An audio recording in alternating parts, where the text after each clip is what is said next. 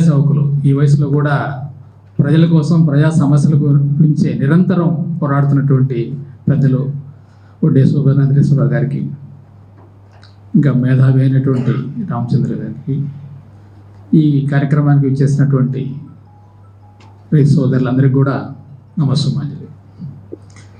మన సమావేశం అమరావతికి అగనిస్ట్ కాదు, అమరావతికి వ్యతిరేకం కాదు, రెండవ దశ పూలింగ్కి మాత్రం మనం వ్యతిరేకం అనేది మాకు స్పష్టత ఉంది. వాళ్ళ ప్రపంచాన్ని గడగడలాడిస్తున్నటువంటి అమెరికా రాజధాని వాషింగ్టన్ DC యొక్క ఏరియా తీసుకుంటే 177 స్క్వేర్ కిలోమీటర్స్. ఇప్పుడు మనకి ఆల్రెడీ తీసుకున్నటువంటి అమరావతికి తీసుకున్నది మోర్ దెన్ 200 స్క్వేర్ కిలోమీటర్స్ వచ్చింది ఇప్పటికే. అదే 217. కాబట్టి ఇప్పటికే చాలా ఎక్కువ ఉంది. అసలు ఒక రాజధానికి నిర్దిష్టమైనటువంటి విస్తీర్ణం, నిర్దిష్టమైనటువంటి జనాభా ఉండాలని ఎక్కడ రూల్ ఉందా? ఒక దేశ రాజధానికి ఇంత ఏరియా ఉండాలని, లేదా ఒక రాష్ట్రానికి ఉన్నటువంటి క్యాపిటల్ ఇంత ఏరియాలో ఉండాలని ఎక్కడ రూల్ ఉందా? రాజధాని దేనికోసం? పరిపాలన సౌలభ్యం కోసం, అడ్మినిస్ట్రేషన్ కోసమే తప్ప అది వేరే దానికోసం కాదు. దాన్ని ఎంత అవసరమైందో అంత మేరకు చాలా అధునాతంగా కట్టించండి, ఎవరు కాదండి, అది ఉపయోగపడుతుంది, ప్రజలకు ఉపయోగపడుతుంది. అంతేగాని అనవసరంగా విపరీతంగా ల్యాండ్ తీసేసుకొని దాన్ని నిరుపయోగంగా చేస్తే రేపు నష్టపోయేది రాష్ట్ర ప్రజలందరూ నష్టపోతారు. ఒక రైతులే కాదు, రాష్ట్రం మొత్తం కూడా నష్టపోయే, ఒక బర్డెన్ అయిపోయే పరిస్థితి ఉంది. ఈరోజు ఈ ప్రభుత్వం వచ్చిన తర్వాత కొంత రైతులు ఏంటంటే ఈ ప్రభుత్వం రాగానే చాలా ఉత్సాహంగా ఉన్నారు. కొంచెం ప్రభుత్వం రాజధానికి అనుకూలంగా ఉంటుంది అని చెప్పేసి, గత ప్రభుత్వం పూర్తిగా నెగ్లెక్ట్ చేసింది, ఈ ప్రభుత్వం వచ్చాక మాకు కొంత మేలు జరుగుతుంది అని చెప్పేసి చాలా సంతోషపడ్డారు. మొదట్లో కొంచెం రేట్లు కూడా బాగా పెరిగినాయి. అటువంటిది ఒక అనాలోచితమైనటువంటి ఈ నిర్ణయంతో ఎప్పుడైతే రెండో దశ పూలింగ్ అని చెప్పేసి అన్నారో, మొత్తం రేట్లు పడిపోయి ఇవాళ కొనే పరిస్థితి లేకుండా రైతులు నష్టపోయే పరిస్థితి వచ్చింది. కాబట్టి ఈరోజు నేను ఈ ప్రభుత్వాన్ని ఏం డిమాండ్ చేస్తున్నానంటే, ఎవరైతే రైతులు స్వచ్ఛందంగా ఈ రాష్ట్రం రాజధాని కోసం వాళ్ళ భూములు త్యాగం చేశారో వాళ్ళకి ప్రతి ఎకరానికి మరొక 500 గజాలు మీరు ఇస్తే కానీ వాళ్ళకి నష్టం కూడదు. కాబట్టి ఇప్పుడు ఈ ఇచ్చినటువంటి రైతులందరికీ కూడా రాష్ట్రం, ఈ ప్రభుత్వం ఒక 500 గజాలు, ప్రతి ఎకరానికి 500 గజాల చొప్పున ఇవ్వాలని చెప్పేసి ఈ సందర్భంగా నేను డిమాండ్ చేస్తున్నాను. అంతేకాకుండా ఇవాళ 10 సంవత్సరాలు ఎంతో కాలం వీళ్ళు కౌలిస్తారు, ఆ తర్వాత పరిస్థితి ఏంటి? వీళ్ళకి స్వయం ఉపాధి పథకాలు ఏదైనా నేర్పిస్తున్నారా? ఏదైనా ఇండస్ట్రీస్ కానీ ఏదైనా పెట్టుకోవటం కానీ, ఏదైనా వ్యాపారాలు కానీ దాన్ని ప్రోత్సహించడం కానీ. వ్యాపారం ఇప్పుడు వ్యవసాయం పోయినాక ఏదో విధంగా జీవించాలి. మనం జీవించాలంటే ఎట్లా జీవించాలి అంటే కౌలిచ్చినంతకాలం ఓకే, ఆ తర్వాత పరిస్థితి ఏంటి అంటే మనకున్న ఆస్తిని అమ్ముకోవటం తప్ప వేరే మార్గం లేని పరిస్థితుల్లోకి వెళ్ళిపోతున్నాం.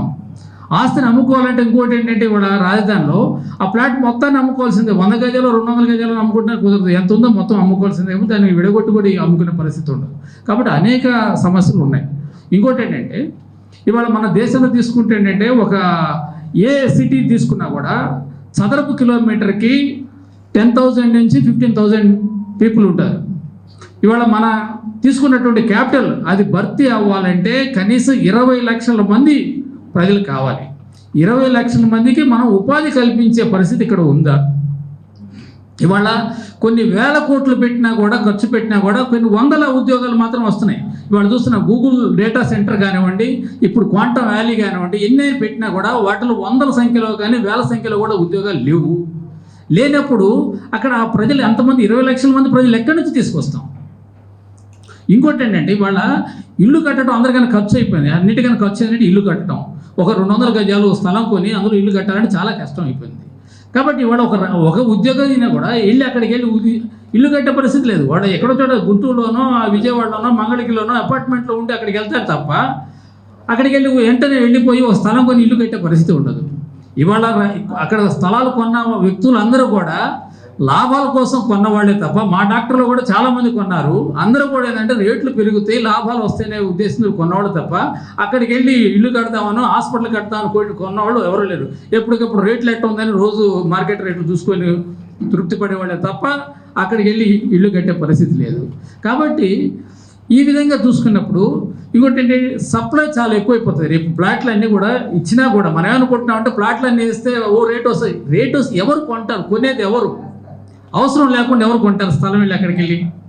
ఇవాళ మన గుంటూరు చుట్టుపక్కల కూడా 20,000 25,000కి వస్తున్నాయి. అట్లాంటిది ఇప్పుడు అంతకన్నా ఎక్కువ రేటు పెట్టి అక్కడికి వెళ్ళి కొనాల్సిన అవసరం కూడా ప్రజలకు ఉండదు కదా. ఇంకోటి ఏంటంటే ఈ ప్రభుత్వం చేస్తున్నటువంటి ఇంకొక దారుణం ఏంటంటే అక్కడ ఉన్నటువంటి ల్యాండ్ వాల్యుయేషన్ మనం తీసుకున్నట్లయితే 5,750 అంటే ఈరోజు నేను కొంతమంది కనుక్కుంటే చెప్పారు, మరి మీరు లోకల్గా ఉన్నారు కాబట్టి మీకు ఇంకా నాకు తెలిసి ఉంటుంది.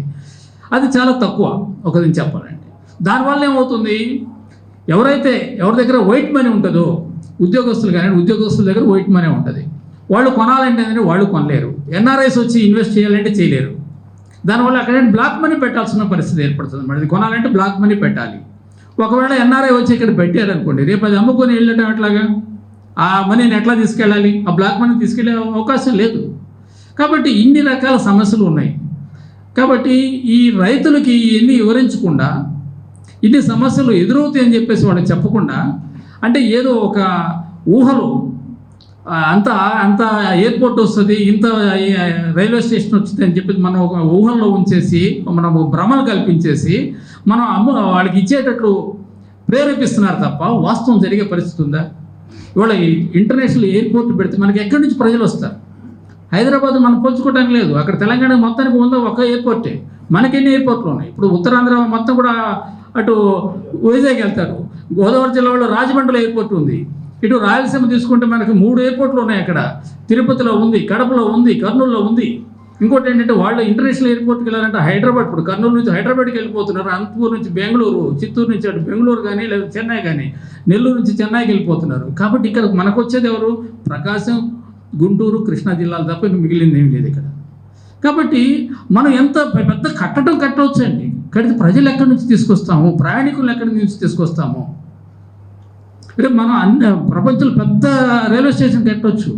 కడితే మనం గుంటూరులో ఉన్న వాళ్ళు గుంటూరు స్టేషన్కి వెళ్ళి ఎక్కుతామా, అమరావతి స్టేషన్కి వెళ్ళి ఎక్కుతామా?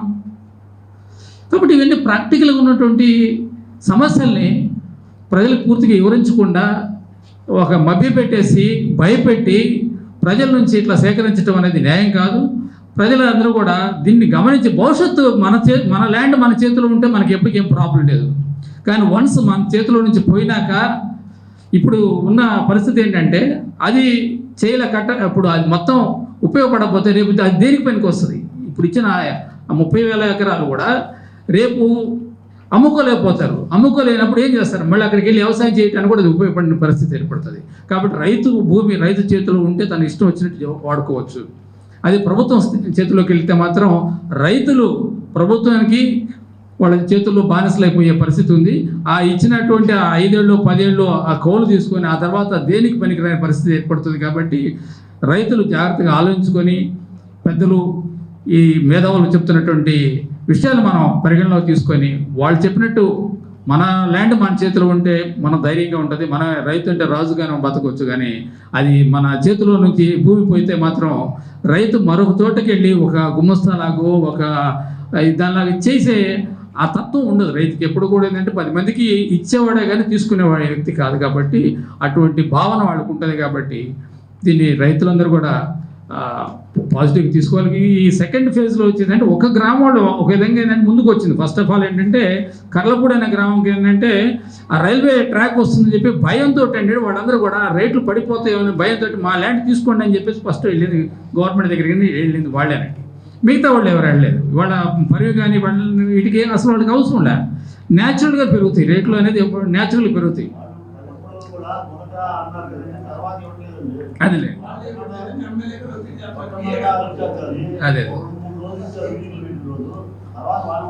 అదే మొదట్లో కొంత ఏంటంటే అటు రైల్వే ట్రాక్ పడుతుంది, వాళ్ళ రేట్లు పడిపోతాయో భయంతో కొంతమంది వెళ్ళేసి మాది ల్యాండ్ పూలింగ్ తీసుకొని కొంచెం డిమాండ్ చేశారు.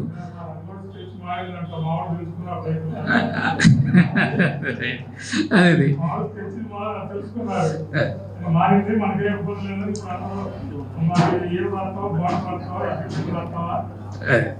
కాబట్టి ఇలాంటి పరిస్థితి ఉంది. కాబట్టి రైతులు అందరూ మరొకసారి కూర్చొని మాట్లాడుకొని ఈ పెద్దలు ఇచ్చినటువంటి సలహా పాటించినట్లయితే భవిష్యత్తులో మనం ఇబ్బంది పడకుండా ఉంటామని చెప్పేసి తెలియజేస్తూ సెలవు తీసుకుంటాను. Thank you.